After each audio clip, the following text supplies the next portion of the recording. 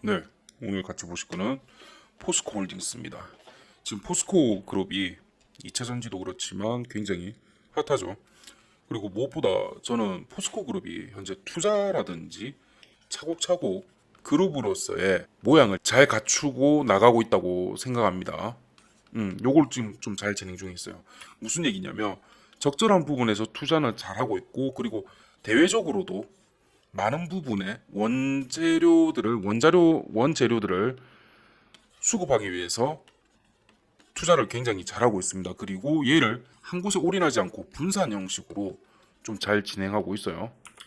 포스코 홀딩스가 이제 시총으로 따지면 사실은 삼전보다 훨씬 낮죠. 삼전이 지금 현재 기준으로 한 420조 가까이 되고, 포스코 홀딩스가 한 50조 정도 되긴 하는데, 저는 이제 단순 시총뿐만 아니라 우리나라의 대장주라고 얘기할 만한 거 있잖아요. 그게 곧 포스코가 올라가지 않을까라고 생각 중입니다. 그러니까 1대장 정도까지는 아니더라도 한 3대장 정도? 그 정도 수준 정도로 포스코가 앞으로 한 5년 내에 괜찮지 않을까 싶어서 지금 한번 추천을 드리면서 얘기를 드립니다. 포스코가 지금 요즘에 얼마나 잘하고 있길래 제가 이렇게 얘기를 드리는 거냐면, 우선은 2차 전지 사업하고 그런 부분은 잘 진행 중인 거 아시죠? 그리고 현재 시간이 지나면 지날수록 원자재 같은 부분은 정말 중요합니다. 그런데 포스코 인터 관련된, 얘는 포스코 인터내셔널이죠. 얘들의 자회사로 있는 인수한 세넥스가 1.3조짜리 천연가스 공급 계약을 체결했습니다. 호주 건자재 기업하고 장기 공급 계약을 했습니다. 우리 업체가 물품 생산이라든지 아니면 공급 부분이 정말 중요한데, 결국은 뭡니까? 매출이 어떻게 되느냐에 따라서 가장 중요하지 않습니까? 그런데 장기 계약을 했다는 소리는 안전빵으로 우리가 어느 정도는 확보를 했다. 그리고 이 기간이 길면 길수록 훨씬 기업 입장에서는 안정적으로 미래를 생각해 볼 수 있습니다. 우리 흔히 생각해서 연금이 왜 그렇게 좋아요? 이랬든 저랬든 뭐 몇 세까지는 월에 200이든 300이든 고정적으로 나오는 게 돼 있잖아요. 요게 확보가 된다는 거죠. 그럼 여기에 따라서 플러스 나는 뭘 할 거고 어떻게 할 거고 이렇게 쉽게 계산이 가능하죠. 이 말 뜻은 기업의 비용을 줄인다는 얘기도 됩니다. 그래서 호주 천연가스 기업 세넥스 에너지에서 수주 재팟을 터뜨리고 있습니다. 요거 전에도 포스코가 천연가스뿐만 아니라 다른 부분에서도 굉장히 좋은 수주를 얻어냈죠. 이제 시간이 지나면 지날수록 기름 부분이 좀 더 약해지면서 천연자원의 중요도는 날이 가면 갈수록 높아질 겁니다. 그리고 또 하나, 포스코가 10월부터 리튬 생산을 본격적으로 진행하기로 했죠. 이제 포스코 홀딩스가 광성 리튬 2공장에서 수산화 리튬을 생산할 예정이라고 밝혔습니다. 그리고 내년 2월에는 광성 리튬 1공장도 완공할 계획이고, 연 2만 톤 정도로 생산 예정 중에 있습니다. 장기적으로 이제 26년도 리튬은 계속 부족하다는 거 알고 계시죠? 그런데 26년도에는 10만 톤, 30년도에는 얘의 2배 이상인 22만 톤 수산화 리튬 생산 체계를 갖출 것이라고 기대를 했고요. 거기에 염호 리튬도 내년 상반기 중에는 생산에 들어갈 것이라고 예상이 됐습니다. 그러면 1공장은 내년 4월, 2공장은 26년 6월 각각 완공될 예정입니다. 그렇게 했을 때 27년에는 염호를 통해 10만 톤의 리튬 생산이 가능할 것이라고 예측을 하고 있습니다. 현재. 그래서 기존에 진행 중인 사업인 철강 부분은 꾸준히 캐시카우로 잘 받쳐주고 있고, 여기에 리튬 사업으로 치고 나가고 있고, 뿐만 아니라 천연 자원들을 외국에서 자회사로 들은 상태에서 수주까지 안정적으로 확보를 하니까 포스코의 성장 가능성이 상당히 높습니다. 괜찮아요. 제가 이제 꾸준히 항상 말씀드리는 부분이 있죠. 주식을 보실 때 뭐다? 세 가지. 첫 번째 기술력, 두 번째 시장성, 세 번째 시기라고 말씀드렸습니다. 이 중에서도 가장 중요한 게 뭐다? 바로 기술력입니다. 기술력이고, 이 속에는 투자하는 부분도 들어가 있습니다. 왜냐면 기술 자체라는 게 물품이라든지 그런 부분을 생산하는 것도 당연히 맞지만, 돈으로 어떤 식으로 투자하는 것도 기술의 하나입니다. 그랬을 때 포스코 부분은 기술력에서 상당한 모습을 보여주고 있습니다. 그리고 시장성 같은 경우야 예전에 솔직히 포스코가 한동안 꽤나 어려웠던 시기가 있어요. 2010년대 중반쯤에 이때 당시에 조선업 자체가 무너지기 시작하면서 우리가 샌드위치에 끼었었죠. 일본의 앞서 나가는 기술력과 중국의 값싼 기술력으로 따라오기 시작하면서 LPG선 같은 거 이런 것들 선박 수주가 굉장히 한동안 좀 딸렸었습니다. 근데 거기에 플러스 코로나까지 겹쳐버리면서 한동안 수주가 굉장히 없었었죠. 그랬는데 그 시장을 2차 전지 파트로 넘어오면서 굉장히 잘 이겨냈습니다. 기업이 업종 자체를 변경하는 모습을 보였을 때 요거를 잘 치고 나가면 굉장히 큰 호재죠. 그래서 이제 지금 현재 같은 경우는 두 분야에 큰 주축을 담당하고 있고 시기 같은 경우는 앞으로 계속 지속적으로 발전할 부분을 지금 개발 중에 있죠. 거기다가 투자 자체를 지금 너무 잘하기 때문에 여기서 들어오는 이점들도 타고 나갈 예정입니다. 자, 포스코가 보시면 음극재 부분도 확대를 더 시킬 예정이고요. 그리고 인플레이션 감축 법안 IRA를 통해서 사업 활로를 모색 중에도 있습니다.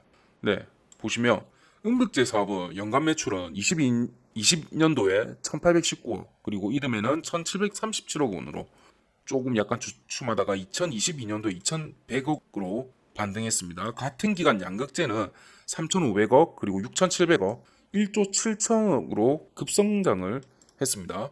이제 양극재 전체 판매량 가운데 97%가 전기차용으로 팔리고 있고 전기차는 앞으로 가면 갈수록 더 늘어난다는 부분. 그리고 음극재의 경우에는 전기차용 판매 비중은 53%에 그쳤지만 에너지 저장 장치라든지 IT 등 다방면으로 활용됐기 때문에 앞으로도 여전히 시장의 확대 가능성은 높습니다. 이제 포스코 퓨처인 같은 경우는 현재 연 2천억대의 음극재 매출을 현재 30년까지 5조 3천억까지 끌어올릴 예정이랍니다. 굉장히 급성장을 생각을 하고 있는데요. 이 근거 중에 하나가 IRA 인플레이션 감축법으로 인해서 중국의 저가 공세가 다소 누그러질 수 있다는 부분과 전기차 시장 자체의 파이 자체가 커지는 것. 여기서 요만큼 커지는 것 자체이기 때문에 차지하는 비율만 조금만 늘려도 요 정도가 돼버리는 이점을 발휘할 수가 있죠. 그러면 양극재 부분도 상당히 성장할 예정이겠죠. 그리고 포스코 퓨처 내에서는 당연히 양극재도 굉장히 크게 현재 생산 중에 있고요. 자, 이 부분을 보시면 원재료 부분하고 굉장히 중요한 걸 알 수 있습니다. 양극재 수출로 번 돈인데 원료를 댄 중국이 굉장히 크게 이득을 보고 있습니다. 상반기 양극재 58억가를 흑자냈지만 대중국 원료 적자가 51억 달러입니다. 이제 리튬이라든지 전구체 등 중국 의존도가 너무 높다고 되어 있습니다. 그래서 배터리 원료 내재화가 상당히 중요하죠. 지금 에코프로가 저렇게까지 클 수 있는 제일 큰 원인이 뭔가요? 원료 내재화뿐만 아니라 원스톱 패키지로 전체 솔루션을 다 제공하고 있는 부분이죠. 포스코도 현재 그 단계에 들어섰습니다. 그런데 여전히 우리 중국의 의존도가 지금 현재 높죠. 이 부분만 어느 정도 해결을 한다면 상당히 앞으로도 국내 시장뿐만 아니라 해외 시장 자체에서도 우리나라의 2차 전지 부분은 굉장히 강하게 될 겁니다. 보시면 양극재 부분은 굉장히 크게 성장을 했는데 비해서 그만큼 또 리튬과 전구체 부분에서는 적자를 보이고 있습니다. 그리고 거기에 그치지 않고 포스코는 로봇 솔루션 개발을 위해서 MOU까지도 진행 중에 있어요.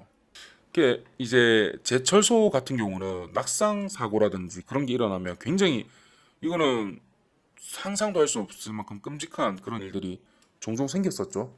그래서 그 부분에 대해서도 로봇 플랫폼 기술 개발을 진행 예정에 있습니다. 이렇게 포스코 자체가 투자를 잘한다는 부분이 저런 부분이에요. 전방위적으로 혁신을 좀 추구하고 있습니다. 이런 기업들은 평균적으로 5년 내에 굉장히 큰 성과를 보통은 보입니다. 그랬을 때 저는 사실은 포스코 같이 이 정도의 단가가 큰 거는 보통은 제가 단타를 안 치기는 해요. 제가 한번 보시면 최근에 단타 들어간 것 중에서 그나마 좀 높았던 게 레인보우 로보틱스 그리고 금양 요 정도 선으로 진행을 좀 했었는데, 이게 제가 제 혼자 만약에 매매하는 부분이라면 항상 이평선을 보고 올라갈 만한 종목을 최우선으로 삼는데, 얘 같은 경우는 제가 회원분들하고 같이 좀 진행을 했던 부분이지 않습니까? 그러다 보니까 단가를 너무 큰 거를 들어와 버리면 시드머니 자체가 작으신 분들은 전혀 따라오질 못하더라고요. 그래서 제가 한때는 수익을 요 정도로 정산했는데 저랑 차이가 많이 나는 분들이 계셔가지고, 그래서 이제 조회를 해봤더니 그렇게 됐었는데, 포스코 같은 경우는 제가 스윙으로 조금 추천을 한번 드려보겠습니다. 그래서 관련된 리포트하고 스윙 부분 알고 싶으신 분들은 3703-8575로 한번 보내주시고, 제가 3주 화요일 만에 1, 2, 3, 4, 5, 6거래일 만에 수익률 100%를 통과를 해버렸습니다. 그래서 얘는 저희가 조기 종료를 해버리고, 이번 주까지는 제가 휴식을 취하고 다음 주부터 설이나 아니면 한 달 동안 4주 동안 저희가 또다시 단타데이를 진행할 예정입니다. 요거 제가 월수금 요렇게 진행을 하거든요. 저랑 실시간으로 함께 제가 방송도 하면서 제가 텔레에도 이렇게 남겨드립니다. 보시면 시간도 다 있고, 오늘은 어떤 종목을 주로 보겠습니다 하면서 20% 정도만 저랑 세팅하시고 대응 한번 해보겠습니다 하면서 이렇게 아침부터 진행을 합니다. 그래서 거의 대부분 10시쯤에는 끝이 납니다. 10시쯤에 끝나고, 그리고 그거 하나 있어요. 최근에 지금 보시면 자꾸 100원 차이로 익절이 안 되고 있어요. 100원 차이로. 이제 지금 현재 여기 계신 분들이 한 100분 조금 넘게 계시는데, 대략 제 느낌으로 한 70분 정도가 따라오고 계시는 것 같아요. 그런데 제가 예를 들어서 특히 요거 지금 최근에 100원 차이로 자꾸 한 두세 종목 정도가 청산이 안 돼서 생각했던 것보다 조금 더 낮게 물량을 털고 그랬었어요. 어제 같은 경우는 신성도 그랬었죠. 신성도 제가 59,000원을 최종으로 잡았었는데 58,900원까지 왔었죠. 아마도.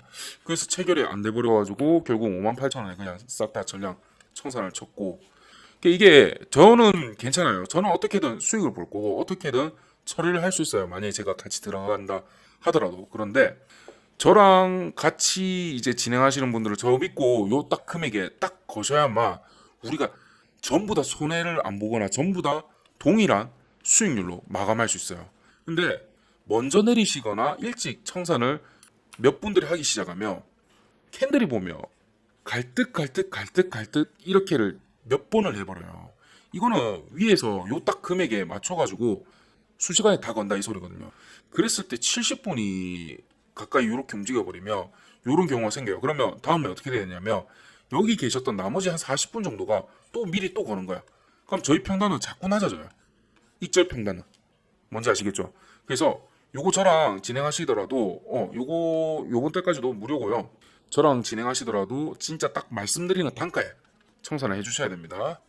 그렇게 하고 요번에 시드머니 만드는 걸로 한번 진행을 해보시죠. 그래서 위에 3703-8575로 단타라고 보내주시면 제가 안내 한번 해드리겠습니다.